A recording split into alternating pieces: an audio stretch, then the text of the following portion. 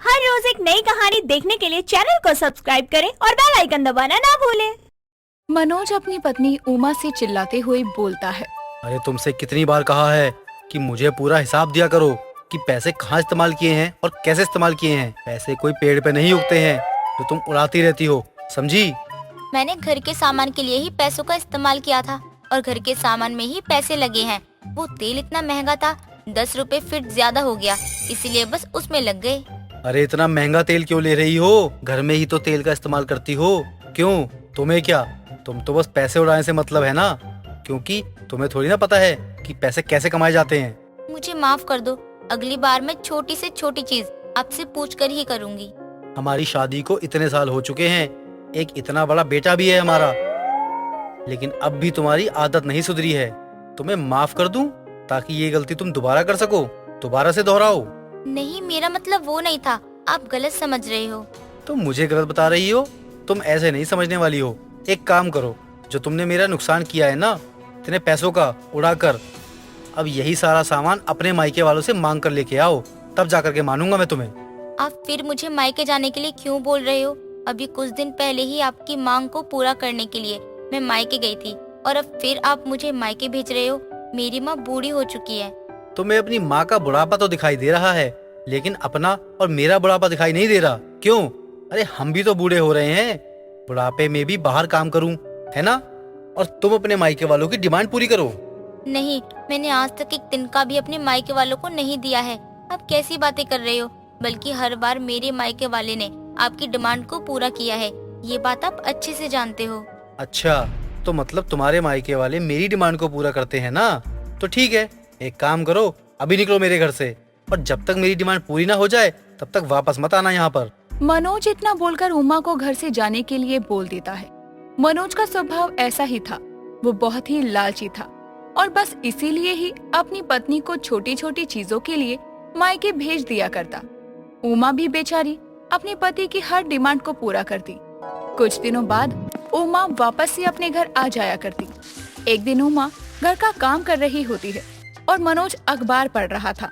तभी उनका बेटा अतुल आता है और दोनों को खुशी से बुलाने लगता है। अतुल की आवाज सुनकर वहाँ दोनों आते हैं। तभी अतुल बोलता है, माँ, पापा, मुझे आप दोनों से बहुत जरूरी बात करनी है। क्या बात है? इतना खुश लग रहा है। कोई लॉटरी वॉटरी लग गई है क्या, जो इतना खुश दिखाई दे रहे हो? नहीं पापा, लॉटरी से इम्पोर्टेंट है कुछ। सोनम की मम्मी ने हाँ कर दी है, इसी बात की खुशी है मुझे। ये सोनम कौन है और सोनम की मम्मी ने किस बात के लिए हाँ कर दी जो तू इतना खुश हो रहा है? पापा, मैं सोनम से बहुत प्यार करता हूँ। मुझे ये पता था कि आप लोग मना नहीं करोगे, लेकिन सोनम की मम्मी बहुत ज्यादा स्ट्रिक्ट है, इसलिए हम दोनों उन्हें मना रहे थे और अब वो मान गई हैं। अच्छा, लेकिन तूने तो हमें कभी इसके बारे में बताया ही नहीं। बताया इसलिए नहीं क्योंकि मैं आपको सीधा मिलवाना चाहता था। कल हम लोग सोनम के घर जा रहे हैं मेरे रिश्ते की बात करने के लिए। और पापा प्लीज गुस्सा मत करना कि मैंने आपको देर से बताया, प्लीज पापा। अतुल की बात सुनकर मनोज को गुस्सा तो आता है, लेकिन वो अपने बेटे की खुशी के आगे चुप रह जाता है। अगले दिन वो तीनों सोनम के घर के लिए निकल जाते हैं। वो लोग सोनम के घर पहुंचते हैं और बातें चल रही थी।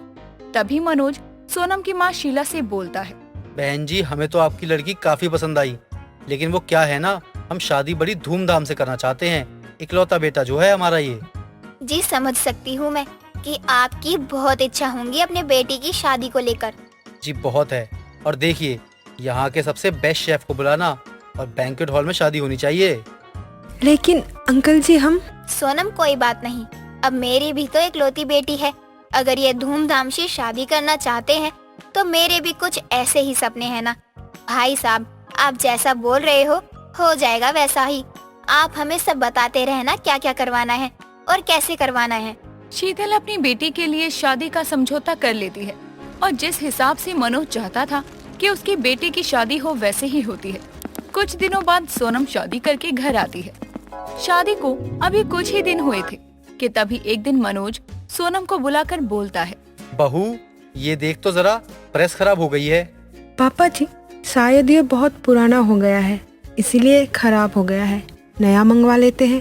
अब नया क्या मंगवाना, तो एक काम कर बहू, अपने मायके से ही ले आ। अपनी माँ को बोल दियो कि प्रेस चाहिए। अब इकलौती बेटी की इतनी तो इच्छा पूरी कर ही सकती है ना माँ। लेकिन ससुर जी, ये प्रेस ही तो है, ये हम खरीद भी तो सकते हैं ना। हाँ बेटा, लेकिन कोई बात नहीं, अपनी माँ से ही मांग लियो। एक काम कर, आज ही चली जा। मनोज सोनम को कुछ बोलने नहीं देता और उसे अपनी माँ के घर प्रेस लेने के लिए भेज देता है। सोनम अपने ससुर का सम्मान करने के चक्कर में उसकी बात मान लेती है। ऐसे ही मनोज कई बार डिमांड अपनी बहू के आगे रखता और उसे मनवाने के लिए बोलता। सोनम भी चुपचाप अपने ससुर की बात मानती रहती और उसकी हर डिमांड को पूरा करती। एक दिन मनोज अपनी बहू को बुलाता है और बोलता है, बहू, मैं क्या कह रहा था कि अपने मायके जाकर एसी भी ले आ। अब गर्मी भी आ रही है, मेरे कमरे में भी तो एक एसी होना चाहिए ना। ससुर जी, आपको नहीं लगता क्या कि आपकी डिमांड दिन पे दिन कुछ ज्यादा ही बढ़ती जा रही है? मैं आपकी इज्जत करती हूँ, लेकिन ये बात भी गलत है कि आप बहुत लालची हो। बहू, मैं लालची कहाँ हूँ? मैं तो बस हमारे परिवार के बारे में सोच रहा हूँ। और बहू, एक बात तो बता, इंसान अपने परिवार के बारे में सोचता है तो क्या वो बुरा इंसान हो जाता है? क्या वो लालची हो जाता है? बता मुझे। पापा जी, आप अपने लालच का परिवार का नाम तो मत ही दो। अरे मैंने एक बार क्या आपकी डिमांड पूरी कर दी? आप तो हद ही पार कर रहे हो। शर्म नाम की चीज है या नहीं आपके अंदर? सोनम मनोज को सुना ही रही थी और ये सब अतुल देख लेता है। तभी अतुल अंदर आता है और सोनम को एक जोरदार थप्पड़ मारते हुए अतुल बोलता है, सोनम, तुम मेरे पापा से ऐसे बदतमीजी से बात कर रही हो? तुम ऐसा नहीं कर सकती हो। लेकिन अतुल। मुझे कुछ नहीं सुनना है, मतलब कुछ नहीं सुनना है। तुम बस अपने दिमाग में ये बात डाल लो, ये मेरे पापा है और मुझे ये बर्दाश्त बिल्कुल भी नहीं होगा कि मेरे पापा से कोई बदतमीजी करे। अतुल इतना बोलकर चला जाता है। अतुल की बात सुनकर सोनम भी चुप हो जाती है और यही बात मनोज की हिम्मत भी बढ़ाती रहती है और उसकी डिमांड बढ़ रही थी। ऐसे ही एक दिन मनोज अपनी बीवी के सामने सोनम से बोलता है, बहू, अगर तुझे घर में रहना है तो जा, अभी अपनी माँ से 2 लाख रुपए लेकर आ। ससुर जी, आप अपने ही बेटे का घर क्यों खराब कर रहे हो? इतनी डिमांड करना क्या अच्छा लगता है? हाँ तो मेरी मर्जी, तेरा काम है अपने ससुर की डिमांड पूरी करना। अगर तुझे इस घर में रहना है तो मेरी बात तो माननी ही पड़ेगी। आज तो चाहे जो हो जाए, मैं आपकी बात नहीं मानने वाली। सोनम अपने ससुर की भी सभी बातों का पलटकर जवाब दे रही थी। अतुल पहले से ही सोनम पर गुस्सा था और जब वो ये देखता है तो वो सोनम पर और भी ज्यादा चिल्लाते हुए बोलता है, सोनम, मैंने पहले ही तुम्हें कहा था ना, मेरे पापा से कोई बदतमीजी मत करना। तू जिस बाप की इतनी तरफदारी कर रहा है ना, वो तरफदारी तो क्या इंसान कहलाने के लायक नहीं है। ये तेरी माँ यानी कि मुझसे अपने मायके से सामान लाने की डिमांड करते हैं और अपनी बहू से। क्या? हाँ, मैं सच बोल रही हूँ। मैं बार बार अपने मायके माँ से मिलने नहीं, बल्कि तेरे बाप की डिमांड पूरी करने के लिए जाती थी और बहू भी इसलिए जाती थी। पापा, आप मेरी माँ और मेरी पत्नी से बहुत सारी डिमांडें कर रहे थे, लेकिन अब ऐसा नहीं होगा। मैं अपनी माँ और अपनी पत्नी को लेके हमेशा के लिए जा रहा हूँ यहाँ से। अतुल इतना बोलकर वहाँ से अपनी माँ और बीवी को लेकर चला जाता है, लेकिन अब भी मनोज को अपनी गलती का एहसास नहीं होता।